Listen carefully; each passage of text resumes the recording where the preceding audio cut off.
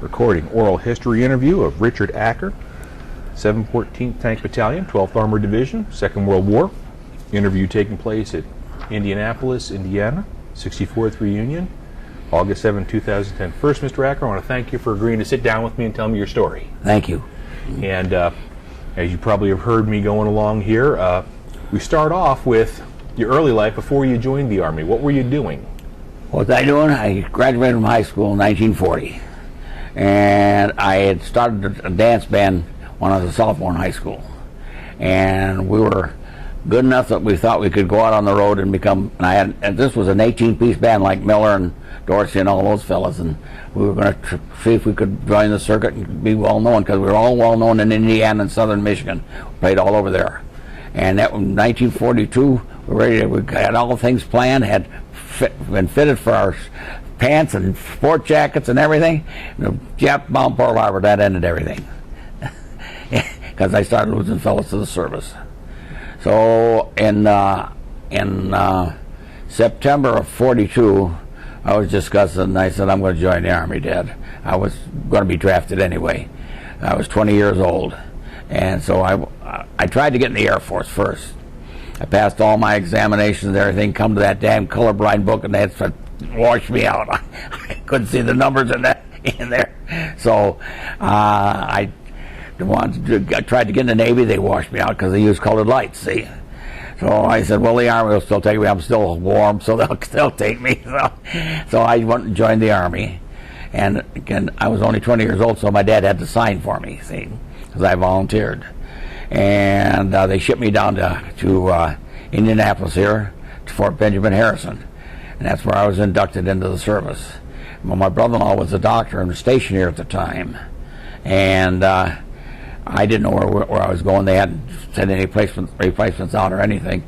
So I was having dinner with him one night, and I said, Paul, his name was Paul Feldman, Dr. Feldman. He said, I said, Paul, they're looking for paratroopers. And I said, that sounds like it's pretty good. I said, boy, the uniforms are great. And I said, and they get extra pay for jumping and all that.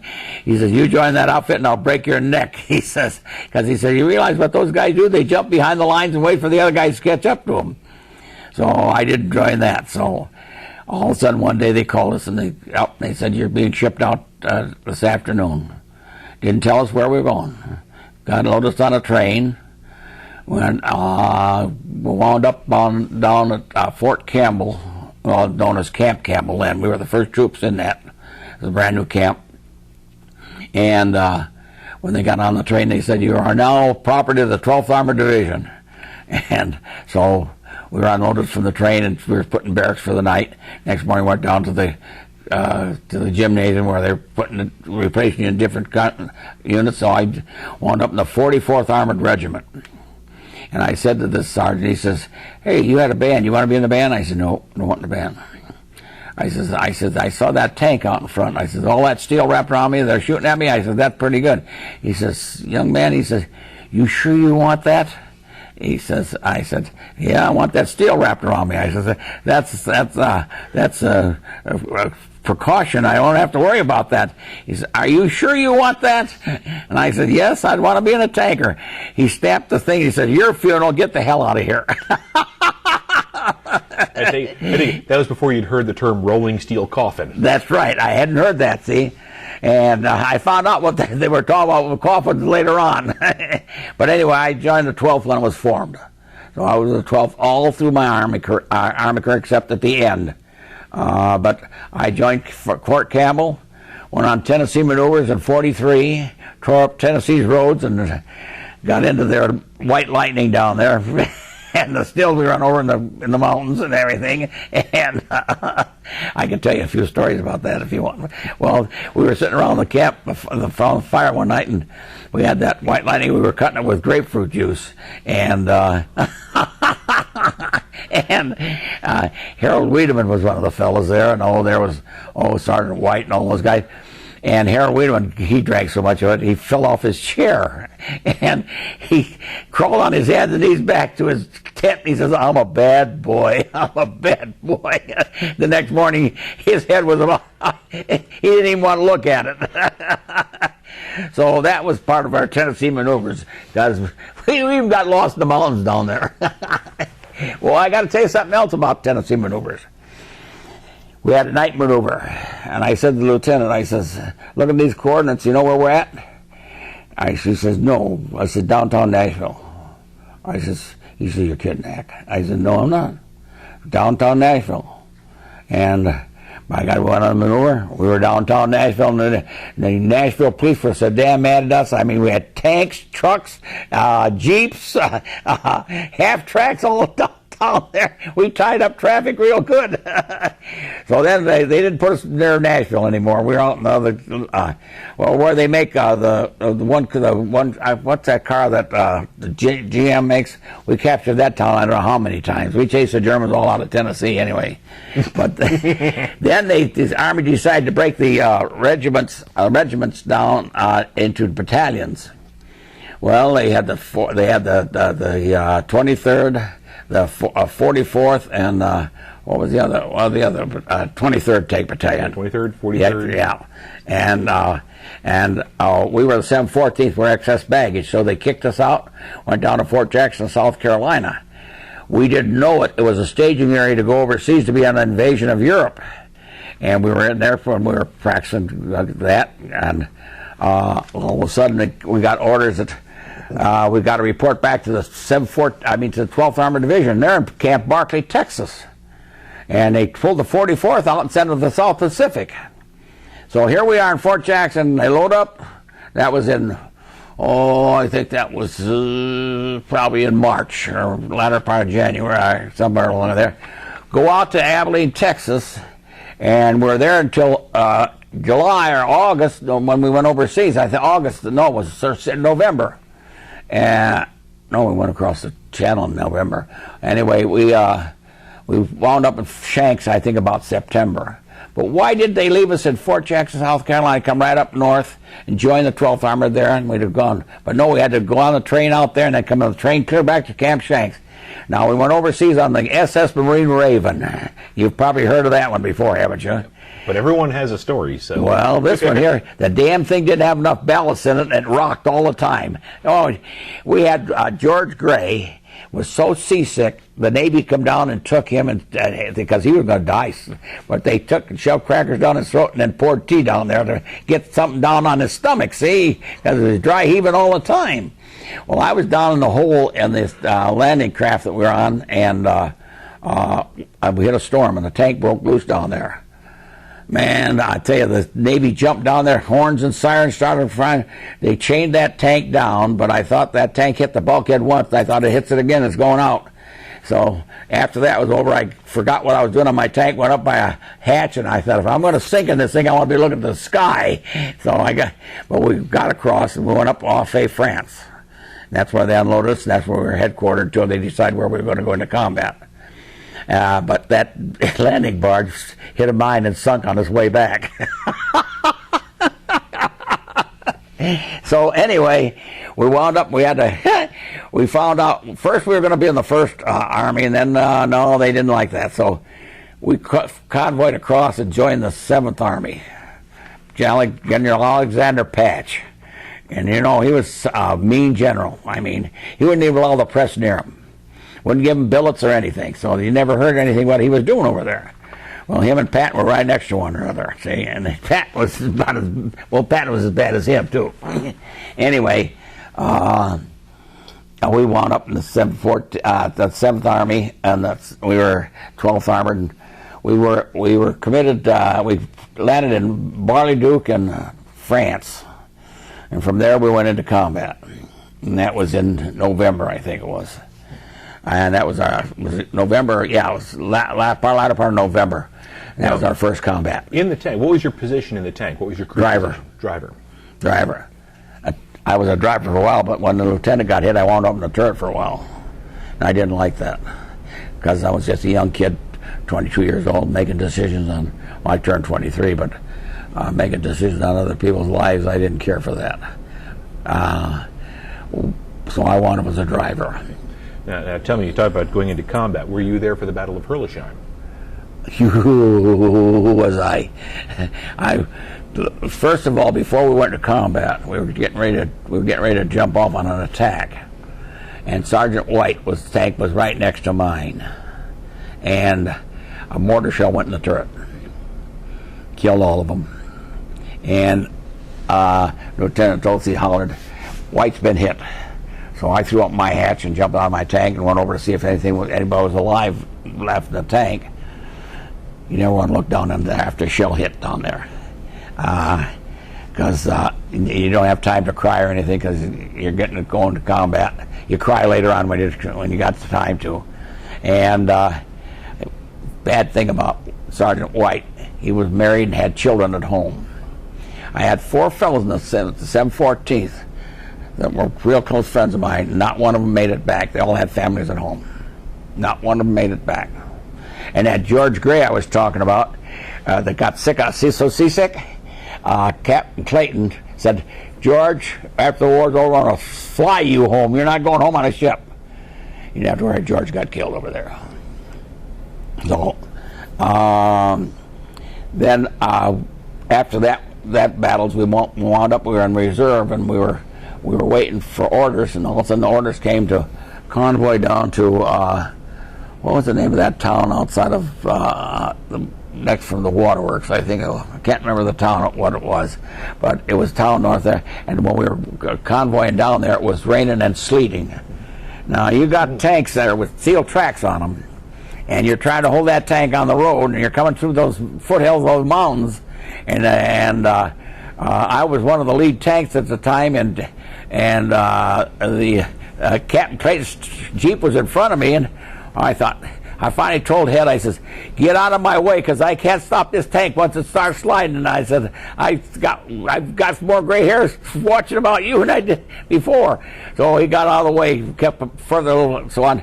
And just going over there, going down through those mountains, we had to hit the side of the hill to slow the tank down, because we couldn't just stop it because it kept sliding right on. So we got there, and we were sitting there, and we were waiting for orders to what was going to do. It seems to me we wound up there on a Sunday for some reason or other. And the next day we got orders to move up to the waterworks.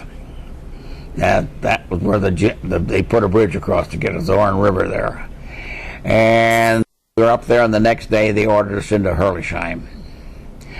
Little did we know, we were one division against 4 German divisions. And they shot the hell out of us, and they knocked our infantry down. I mean, I was supporting B Company one day, and I saw 5 of their tanks get knocked out right in front of me. And one happened to be Turner. I can't remember Turner's first name, but his turret went right off the tank, and I thought, well, he's dead. And all of a sudden he crawled out of the turret, and he climbed up on his tank to get his driver out. And when he did, his guy was dead. He's been cut with shrapnel in there. So never got him out, but George got out, but he was wounded, and I think he was captured. I'm not sure. Anyway, we got into Herlisheim and got just in a toehold of Herlisheim, and my lieutenant was in the command post.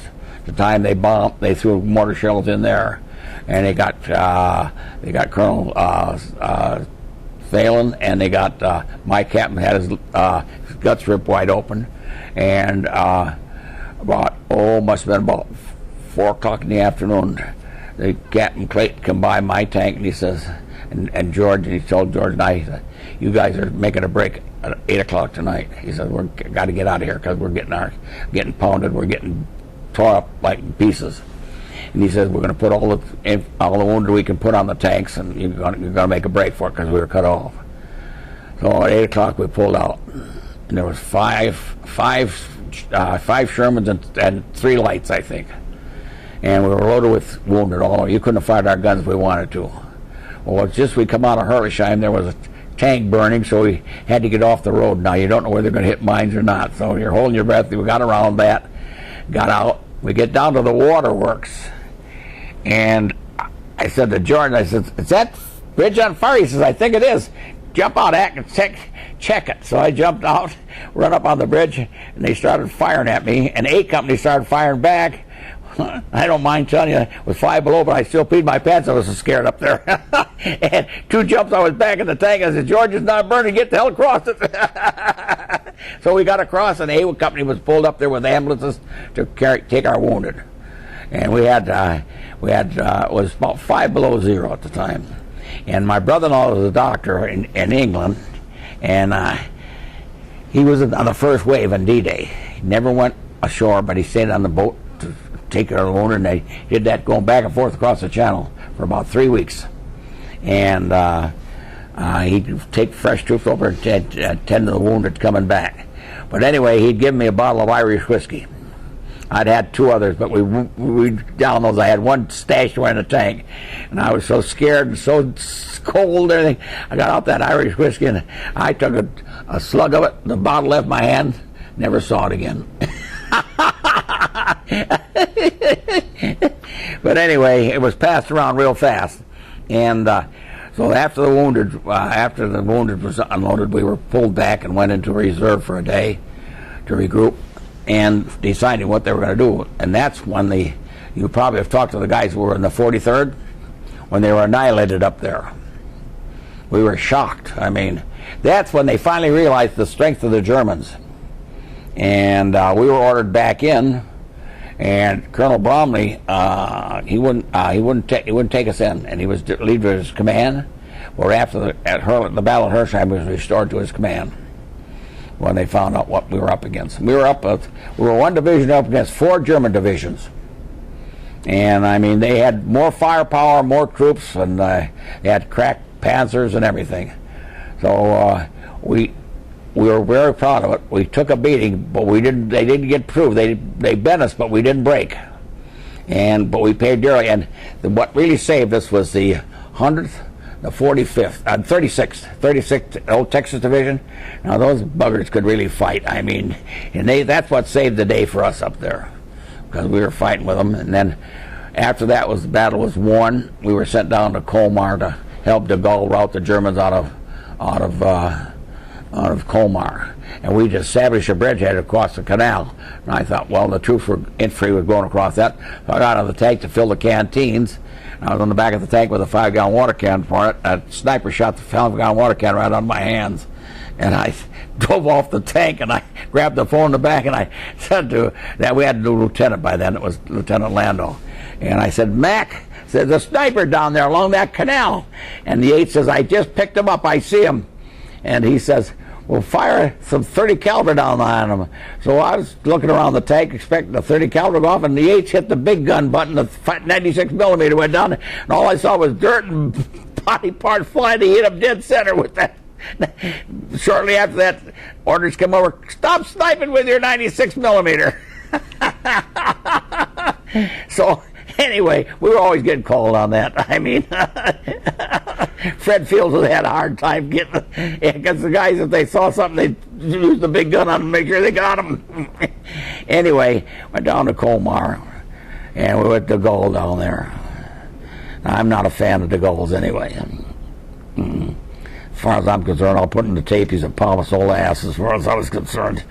He wouldn't listen to anybody. He thought he knew everything. Well, we got the Germans routed out of there. Now we're waiting for orders to where we're going to go. All of a sudden we got an order, so we're going up to see good old George Patton at Saarbrücken, up that country up there. So we convoyed up there, and what are we going to do here? So we're going to make a dash to the Rhine and break up the last pocket of Germans on the west side of the Rhine. And we went it in 3 days and 3 nights, I think. And that's the first time we'd ever did any fighting at night. But George would, if I had to go in combat again, I'd go with a guy like Patton. And a lot of people criticize him, but I learned a lot of new cuss words that I never knew before. And another thing, he hated the Russians. So he had cuss words for the Russians. And when he did get the chance to go to Berlin, they swung him over toward Czechoslovakia and south.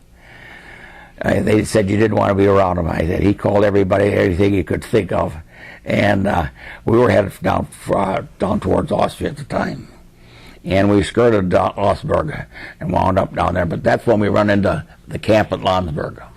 That was a German prison camp. You did in the Battle of the Bulge. You saw the guys on the hit that one prison camp. They were on the left flank, and we were on the right flank. We caught the ovens. They didn't catch the ovens. We caught the ovens. And Colonel Fields went into town and got all able-bodied citizens and children and everything that could dig, and they had to dig the graves and bury those people by hand. But they had bodies stacked up all over, and the stench. When we got into that camp, those people were crawling and people dragging to us, hugging us and kissing. They hadn't had baths and I don't know how many, and they thought we were God because they kept pointing to their mouth because there was Russians and there was Jewish, Russians, and Poles and all of them in there. And so I said to the lieutenant, I says, let's break out the food. He says, the medic said we'd kill them if we gave food. I said, these men are hungry. They're starving to death. We're going to feed them. So I said, we broke out the rations and we gave them cigarettes, candy, anything we had. Even gave them our whiskey, which we valued very highly. I could tell you a story about that one too. But we fed them, and after we were there for a day or so, we went back and joined the war and took off and went down south. When the war ended, I was on the Austrian-German border, not too far from Berchtesgaden. Then they pulled us back into occupation duty. Went to Augsburg. Then they started breaking up in Ulm, Germany. That's when they started breaking up the armored divisions. And then I was chosen to go to Japan and be with the secondary division with a tank and go into Japan November the 5th, 1945 in the South Island, Japan. But when I was on the ship going home, Japan surrendered on the garden spot of the world. And so I got home and married my wife, and that's quite a story too. I knew her for 80 years. She was a kid next door. She was 5 and I was 6 when we met one another. And I was married to her for 63 and a half years. And little did I ever dream that I'd be married to my next door neighbor for that long. Anyway, she was a wonderful person and raised 2 daughters. And I came home and got out of the service, and they wanted to know if I was going to start the band up again. I said no. So I became a mortician field director. And I practiced that for 6 years. My wife hated it, so I gave it up, went back to college on the GI Bill, and became a salesman for Globe Industries. Worked for them for 33 years. And I retired in 83. I retired in 1984. I took a job from my friend who owned a window company over in Danville, Illinois. I'm 88 years old and still selling windows. But that story I was going to tell you about the booze. We were attacking, and Sergeant Phelps was leading the attack. And all of a sudden he started cussing like mad. We couldn't figure out. Junior said, Phelps, you in trouble? He kept calling. Phelps finally answered him. He said, Junior, you can't believe what happened. He said, a shell went across the back of my tank and took all the booze right off. Now, he's not worried about that. Some wise guy in our company or in the battalion said, that's okay, Phelps, we got enough to feed you. And then, of course, I've talked to the schools in my area for over 16 years. And they told me in '92 to get out and start talking. Well, in going to college, I took public speaking, and it helped me a lot because I can talk to the kids. And I tell you, they talk about bad kids. I have yet to run into one. When I'm talking there, they're the politest kids in the world, and they want to help you all they can. And they ask some mighty good questions about the combat, about the prison camp, and this one little gal she raised her hand. I said, yes, miss, what is your question? She says, Mr. Acker, did you ever meet Hitler? I said, had I, the war would have ended right there. So I enjoy talking to the kids. I've talked to 5th graders, 8th graders, and high school kids. And I just got a beautiful letter from the school congratulating me on all the years I've been teaching the kids. And for our area, they're very interested in the wars. They teach it in the classes. In that book I showed you there, that I'm in that book there, 2001. But they put out that book about every year. Oh, that's about a. I'm still in Eureka, Illinois. They put me down here in 48 at 1958. My wife's buried there because she didn't want to be buried anyplace else. So that's where I'll be hanging out when I go. I want to thank you for agreeing to talk to me. Okay. That was simply amazing, sir. Thank you so much. Did I put enough about the war in there? Oh, absolutely.